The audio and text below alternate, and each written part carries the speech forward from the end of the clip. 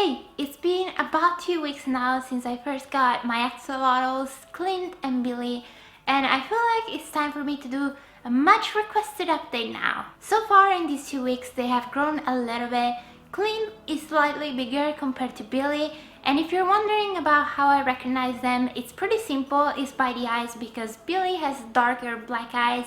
Instead, Clint has some gold around it. Now, a lot of people had questions about them or how you keep them and stuff like that, so I'm gonna try to cover everything I think is really necessary if you're curious about them. So the first concern that was raised is that they are an endangered species, which is true, but the ones that I bought don't come from Mexico, from the lake. They were born here in the UK. The seller had tons of them. She was so passionate. As soon as I bought them, she instructed me about them. It's all good. It's all legal, so don't worry. Mine are 5 months old now, and they will keep growing quite a lot until they are 1 year old. I think then they stop, and that's when you can tell the gender. Right now it's too early. They live in fresh cold water, and usually the temperature they prefer is between 5 to 20 degrees Celsius. If you go over 24, it stresses them out, so that's really not good. They need about 40 to 60 liters each to be happy.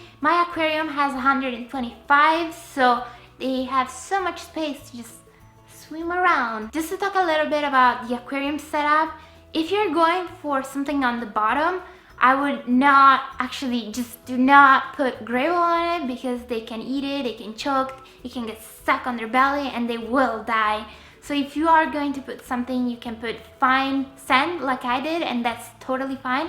Or just leave it with nothing, which is great too, and it's a lot easier for you. They like the water to be pretty still, but they do enjoy some bubbles here and there and some movement, so just nothing too fancy or too crazy. They don't like the light. They don't have eyelids, so it's kind of mean to just keep the light on. You can do it, but I try to do maximum 20 minutes a day. They are in a room where it's usually pretty dark, and I also provided hiding spots because they really enjoy staying in the darkness. Moving on to the food, they eat quite a lot of things. I'm currently feeding them frozen bloodworm. I take 2 of them. They come in a package and it's 1 for each. I wait until it melts a little bit and then I feed them. Sometimes when I do feed them, Clint attacks Billy a little bit, so if I notice that, I try to separate the food and hand feed Billy just to make sure that he's eating, because I've seen sometimes that Clint just takes over the food and Billy doesn't know what to do, so I try to help them out a little bit. And that brings me to the fact that a lot of you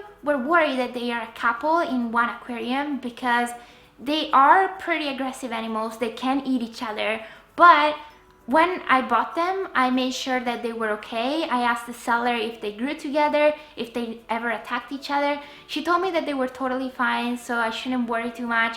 But obviously, if you are putting food in an aquarium and they are hungry, they might attack each other. So as long as you're looking at them, making sure that they don't kill each other, it's all gonna be fine. It's nothing too terrible. They don't even have teeth. So just wanted to let you know. Another thing that I should mention is the quality of the water. I think the hardest thing about this animal is that you have to keep the water so clear. You have to test it constantly. You have to make sure that nothing dangerous is in the water. Even in small quantities, it will hurt them. So for example, I'm doing the cycle right now, which means that every single day I change tons of water and I put new one. I have to dechlorinate it, I have to test it before and after, and I have to make sure that there is absolutely no ammonia inside of it, which is the tricky part because these animals produce quite a lot of it. Not just them, but even the waste, their poop, everything contributes, so you have to keep cleaning it. And if you're worried about how to clean their poop and stuff like that, you just get a turkey Baster, I think it's called.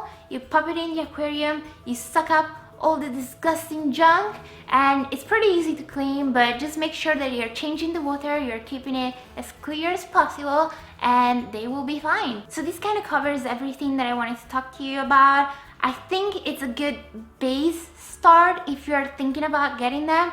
Although you should read about them, there is quite a lot more things that you should know about. I think that the biggest commitment is the water changing thing, but other than that, they're pretty easy to keep. They are super playful. If you put your finger out there, they come to bite it or just play with it, and it's so cute.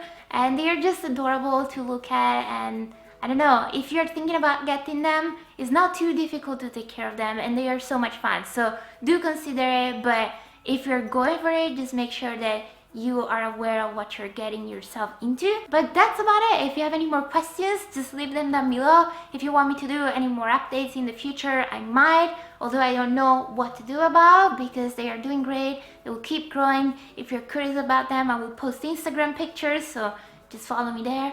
And that's about it for today. I hope you found this video helpful and entertaining, and I will see you very soon. Bye! Thanks for watching!